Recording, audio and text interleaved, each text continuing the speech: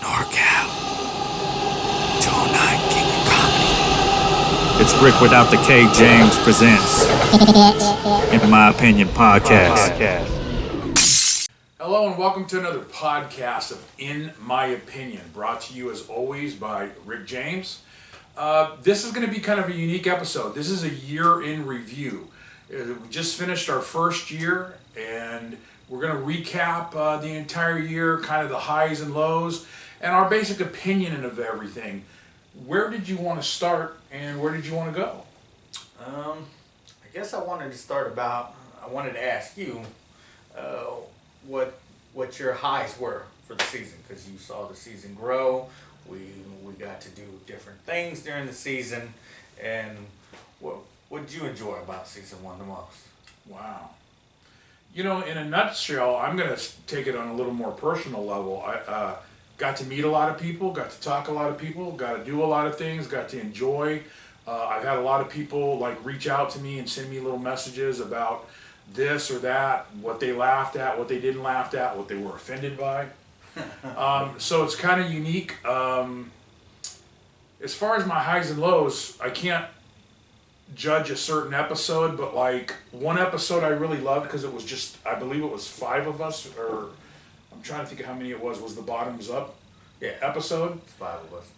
It was a lot of fun because it was me, you, little sis, Emily, and then it was Jacqueline and Dallas.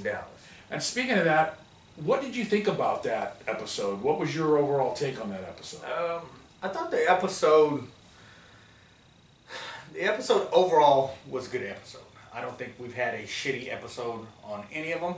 There was a few disappointments with that episode in particular, and it wasn't a big episode disappointment, but it just felt like when I called up the owner of Bottoms Up, who's a great dude, shout out to Nate, always having my back. Like this guy, even when he does his radio advertisement out here, he knows that the guy that does the radio advertisement has his own comedy show, and was like, man, you got to have Rick James out there, funny cat, this, that, and the other. I seen him this past week driving down the road, and he honked his horn, obviously, because he saw my car and it had a bunch of stickers on it, and he wanted to stop, say hi, or whatever, so we said, what's up? But the disappointment was the fact that one of the reasons I wanted Bottoms Up Girls was to have a female seductive, sensual aspect of the show, and I just felt like they came not dressed to what the kind of way that they market. So you wanted to see some titties? Not that I wanted to see some titties, not that I'm against seeing some titties, right? I would love to see some, and I get it that they wanted to brand themselves a certain way, and they probably, they felt like they would be promoting me more than I'd be promoting them, right? But I felt like it was a joint partnership there, and I just know that the viewers would have liked to seen not hoodies, you know what I mean? I thought they were too covered up. I expected sexiness. I expected tight tees. I expected maybe even less, maybe a bikini top or something.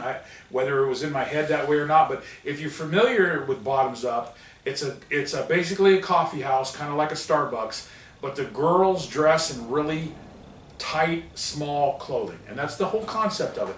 Almost bikini bottoms and almost a bikini top, and they serve coffee. They're really friendly. It's a really good place. It's not even an almost. They do serve in bikini top. Absolutely. I mean, they have butt cheeks hanging out. So I didn't expect sweatshirts.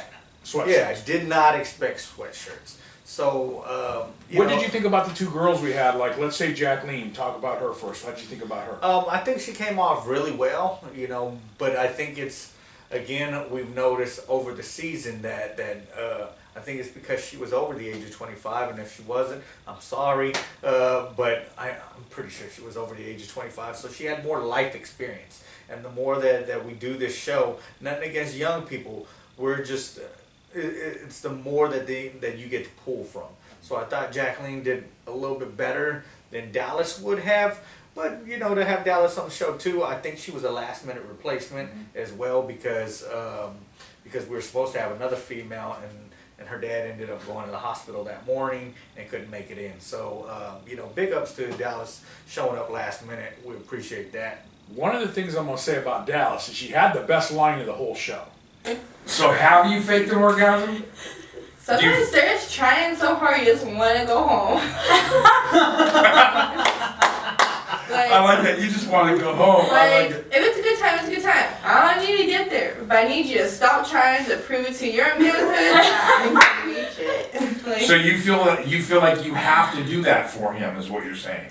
If I want to leave or go to sleep, To a certain point, it gets boring. for certain people, yeah, like I don't need you to prove anything to me. I'm fine. I was satisfied 20 minutes ago. Like, just let me go to bed, let's take a shower, and call it a day. I love it. And we were talking about a situation where we were talking about having sex.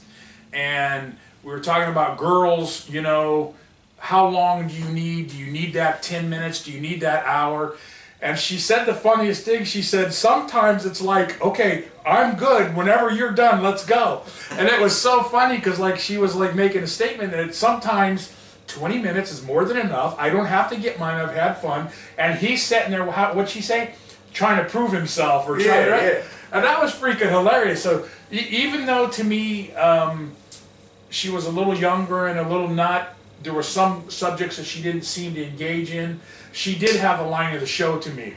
I think if you put it like that, yeah, I think because not only did she bring that up, but it made us pose a question on another episode where we talk about, does a woman really want beast mode? And that's where that question was coming from, is because of Dallas putting it out there. And all us dudes, because that episode, even though there was 5 of us on the panel, we had 2 males in the background listening to it. My friends, they came just to watch the episode, and all of the guys in the room were like, what? Like, we didn't know that as men because we thought we're supposed to be beating it up every fucking time, and we got to that point where we realized thanks, why don't you tell us? Because I feel like you're wasting both of our time. And see, that was one of the reasons I really liked the episode, was because it seemed like we bounced off them quite a bit, and it seemed like rather than just being 2 of us or 3 of us, it felt like a little party talking about things, and we got to have stuff answered. Boy, Charlie Murphy, my main man, Rick James. That's the one you think, the comedian Rick James. Get up. I can't hear my neighbor crying, I can't breathe. Please hit the subscribe button down low so you can see all new clips, all new episodes coming to you.